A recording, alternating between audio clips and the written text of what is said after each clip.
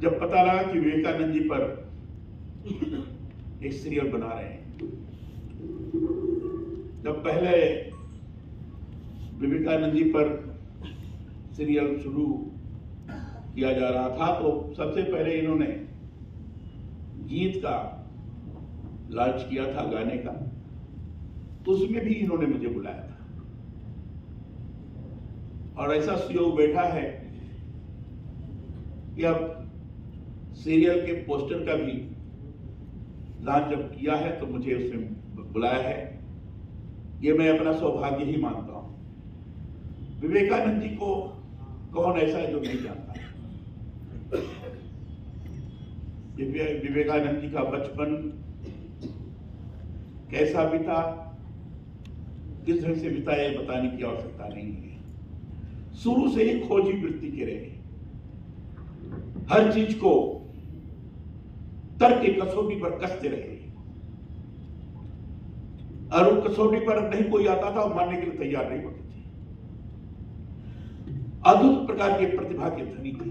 रामानंद राय जो है वो एक बहुत ही बुरा आदमी है, बहुत बुरा आदमी है।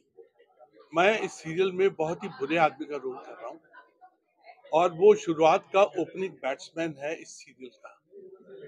ऐसे सीरियल जिसका सब्सटेंस इतना जबरदस्त है, आजकल कंटेंट के लिए लोग अकाल पड़ा हुआ है।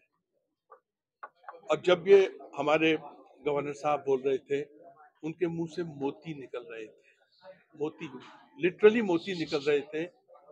और मैं पीछे चला गया अपनी लाइफ में, जब मैं महाभारत किया था। वो एक ऐसी घड़ी थी, एक ऐसी तस्वीर थी, एक ऐसा चित्र था जिसको कोई भूल नहीं सकता। कितनी महाभारत बनी है, लेकिन B.R. चोपड़ा जी की रामायण की महाभारत एक ही थी, जैसे रामायण एक ही थी सागर साहब की। और वैसे ही उसके बाद 2-3 ही काम किए मैंने।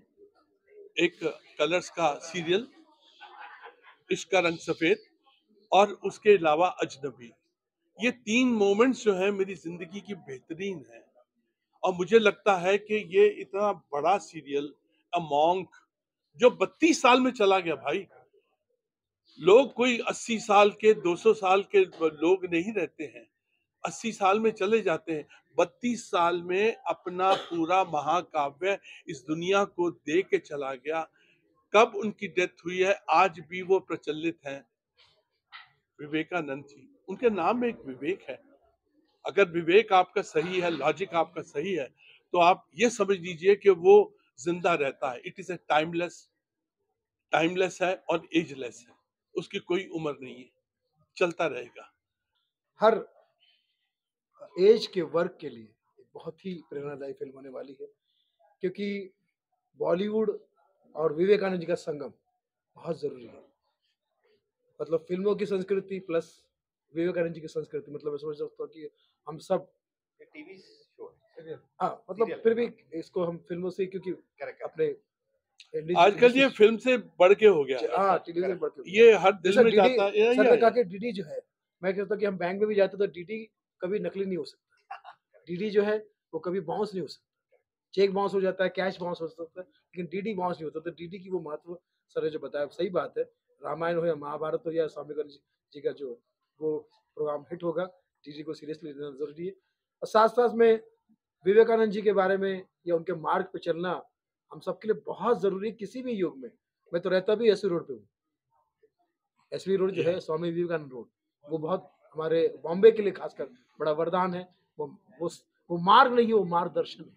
बहुत बढ़िया। और मैं समझता हूँ कि हमारे बॉलीवुड के देव आनंद को भी सलाम है जो फिल्म से जुड़े हैं, और विवेकानंद जी को प्रणाम है जो इलम से जुड़े हैं। इलम और फिल्म अगर एक साथ में जुड़ जाएगी तो जैसा ये सीरियल है, ये सबको आपको मार्ग दिखाएगा, एक रास्ता दिखाएगा।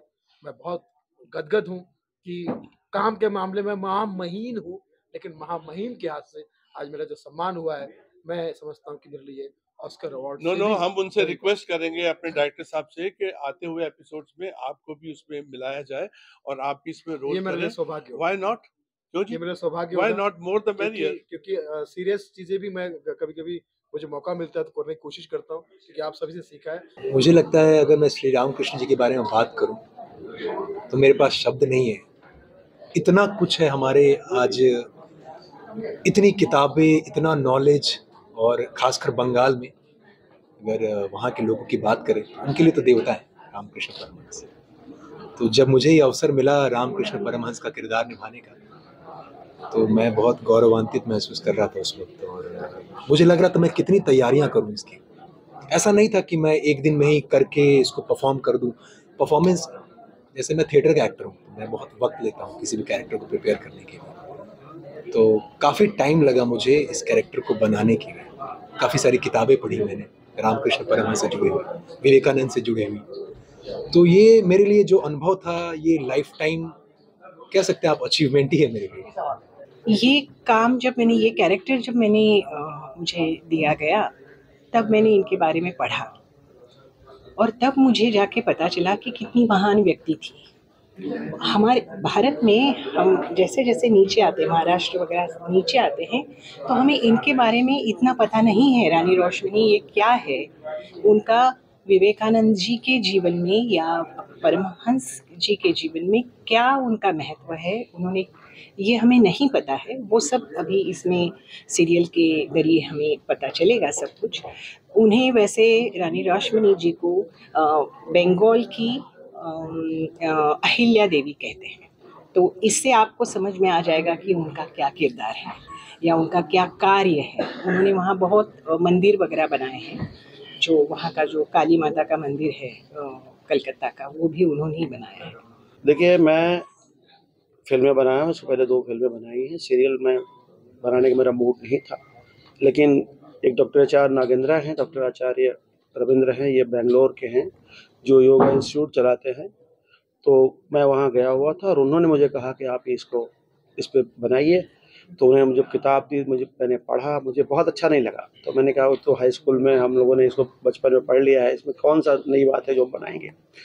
लेकिन जब डिटेलिंग अपनी उन्होंने टीम बैठाई, हमने भी एक टीम बनाई, पूरे काफ़ी साइकोपीडिया टाइप के लोग जो विवेकानंद पे थे वो लोग सब आए। हमारी टीम के सारे लोग जुटे, एक राइटिंग एक उन्होंने कमेटी बनाई और उसका मैं हेड रहा। मेरे सर उसमें सर बनाया गया और सब लोगों ने जो इसको दिया, एक नई नई चीज़ें निकाल के दी और फिर पढ़ता गया। फिर किताबें बहुत सारी, और मैं समझता हूँ कि मैंने करीब करीब 500 से ज़्यादा किताबें अभी तक पढ़ ली हैं। जी, मैं कोशिश कर रहा हूँ। एक तो ये बहुत बड़ी बात है कि इतने समय के बाद स्वामी विवेकानंद जी पर कुछ अलग से बन रहा है, कुछ ऐसा बन रहा है जो पहले नहीं हुआ है, और ये मेगा सीरियल है, बहुत लंबा जाएगा। तो सच बताऊँ अगर मैं, तो जब प्रोड्यूसर साहब ने, कृष्णा मिश्रा जी ने ये कहा कि हम इसको मेगा सीरीज बना रहे हैं, तो मुझे भी लगा कि मैंने विवेकानंद जी को बहुत पढ़ा था, फिर भी मुझे लगा कि इतना लंबा सीरियल कैसे बनेगा। लेकिन जब मैंने पढ़ना शुरू किया, रिसर्च करना हमने शुरू किया, तो ऐसा लगता है कि उनके हर कदम पर एक कहानी, हर कदम पर एक सीख है। बहुत अच्छा लग रहा है। अपने बारे में बताओ, आपने ये पहली सीरियल है कि इसके पहले आपने कुछ किया है? हाँ, इसके पहले मैंने किया है निकी और जादुई बबल करके, और मैंने अमेज़न प्राइम की सीरीज भी किया अधूरा करके, और मैंने बहुत सारी एड्स भी की है। रामानंद जी का किरदार प्ले किया है। श्री रामकृष्ण के बेटे जैसे थे स्वामी विवेकानंद, भी एक श्री रामकृष्ण के 16 डिसाइपल्स थे। उनमें से सबसे इम्पोर्टेंट और रामकृष्ण ऑर्डर के जो फर्स्ट प्रेसिडेंट थे स्वामी ब्रह्मानंद जी थे। मैं आश्रम से बहुत स्ट्रांगली जुड़ा हुआ हूँ। स्वामी विवेकानंद को मैं बहुत मानता हूँ। सारे जितने भी हमारे स्वामी हैं रामकृष्ण मिशन के, उनसे बहुत नज़दीकी रिश्ता है मेरा। जब भी मैं दिल्ली जाता हूँ, I always meet them and I get a lot of inspiration from Swami Vivekananda. जब कृष्णा सर ने बताया कि ये प्रोजेक्ट कर रहा हूँ मैं, so it was like a dream for me to be a part of this. I had to be a part of this. Vivekananda एक बहुत बड़ी बात है, और आज का जो यूथ है उसको जब तक इसकी अवेयरनेस नहीं लेके आएंगे, और चैनल और कुछ नहीं कर सकता है, ना किसी में कुछ ला सकता है, उसकी अवेयरनेस ला सकता है।